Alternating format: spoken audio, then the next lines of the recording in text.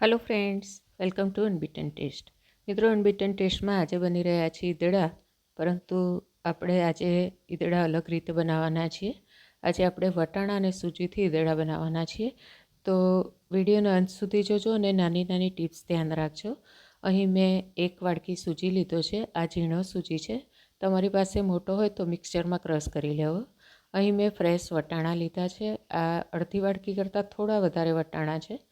સાથે અહીં અડધી વાડકી મેં ખાટું દહીં લીધું છે અને અહીં આપણે બીજા મસાલાની અંદર મેં લીધા છે મરચાં, કોથમીર અને આદુને આપણે છીણી અને અંદર ઉમેરીશું।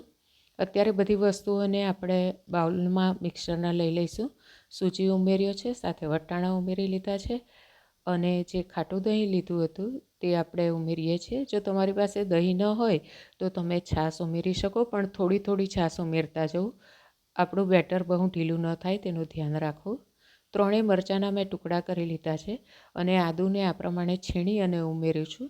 એનું કારણ માત્ર એટલું જ છે કે ઘણીવાર ટુકડા આપણે કરીને નાખીએ ને આખા રહી જાય, તેથી મેં છીણીને નાખ્યા છે। સાથે મેં કોથમીર ઉમેરી લીધી છે। હવે આ બધી વસ્તુઓને આપણે ગ્રાઇન્ડ કરી લઈશું અને એક બાઉલની અંદર કાઢી લઈશું।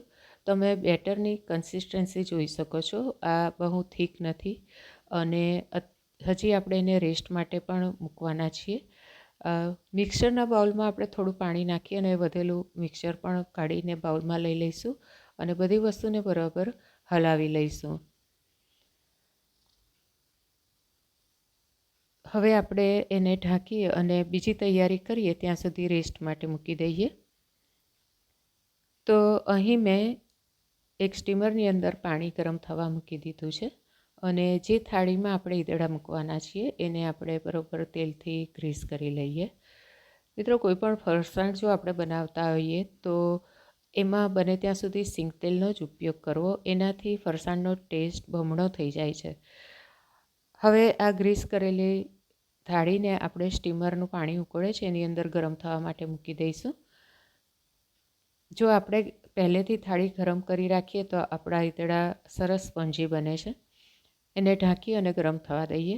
હવે અહીં આપણે બેટરમાં બાકીના મસાલા કરી લઈએ। તો અહીં સ્વાદ પ્રમાણે મીઠું એડ કરવું, સાથે આપણે થોડું તેલ ઉમેરીએ છીએ। અહીં મેં 1 મોટો ચમચો ભરીને તેલ ઉમેર્યું છે। તેલ ઉમેરવાથી આપણા ઈદડા સ્વાદમાં તો સરસ બને જ છે, પરંતુ એ આપણને મોઢામાં કોરા નહીં લાગે। ઠંડા ઈદડા ખાઈશું તો પણ એ સરસ જ લાગશે। હવે હું અડધી ચમચી જેટલી ખાંડ ઉમેરું છું। આ બિલકુલ ઓપ્શનલ છે, પરંતુ ખાંડ ઉમેરવાથી બાકીના ટેસ્ટ બધા બેલેન્સ થઈ જાય છે। આનાથી ગળ્યો ટેસ્ટ નહીં આવે, તો ખાંડને પણ આપણે બરાબર મિક્સ કરી લઈએ।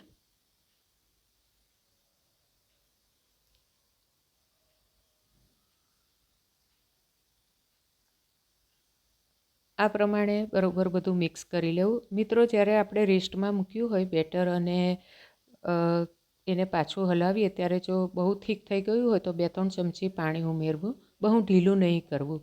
અહીં મેં બેટરની અંદર 5 ચમચી જેટલો બેકિંગ પાવડર ઉમેર્યો છે અને થોડું લીંબુ ઉમેરું છું, કારણ કે મને ખટાશ ઓછી લાગે છે। અને હવે 5 ચમચી જેટલો ખાવાનો સોડા ઉમેરું છું। અહીં મેં બેકિંગ પાવડર અને ખાવાનો સોડા બંનેનો ઉપયોગ કર્યો છે। તમે ઈનો પણ વાપરી શકો।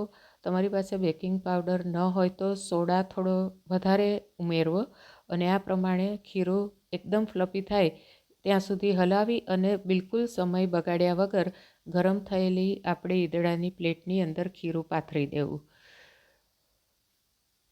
ખીરાની અંદર બબલ તમે જોઈ શકો છો।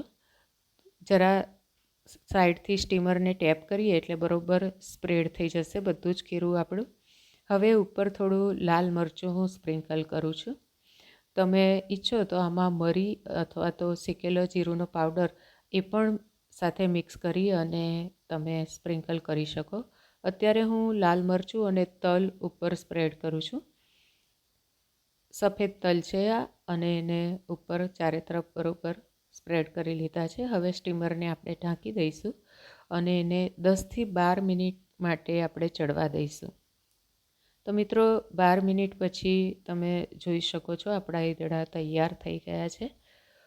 એના ઉપર આપણે થોડું તેલ રેડી અને એને ઉપર તેલનું કોટિંગ કરી દઈશું. આવું કરવાનું કારણ એટલું જ છે કે આપણે જ્યારે ઈદડા ઠંડા થવા માટે મૂકીએ ત્યારે ઉપરનું પડ સુકાઈ ન જાય અને એ કોરું ન લાગે. તેથી આ પ્રમાણે એક કોટિંગ આપણે તેલનું કરી દઈશું અને એને સ્ટીમરમાંથી બહાર કાઢી અને ઠંડુ થવા દઈશું. ઠંડુ થાય પછી આપણે એની અંદર કટ લગાવીશું. તમે જોઈ શકો છો કે આપણા ઈદડામાં જાળી કેવી પડી છે. આમ તો ઉપરથી જ દેખાય છે આપણને. હવે ઈદડાને ઠંડા થઈ ગયા છે, કટ કરી લઈએ. હું જે આ કટ કરું છું તેમાં જે પ્રમાણે આપણા ઈદડા ઉપર નીચે થાય છે એ જોઈને તમને કેટલા સ્પંજી છે ખ્યાલ આવશે. અહીં ઈદડાના ટુકડા મેં કરી લીધા છે.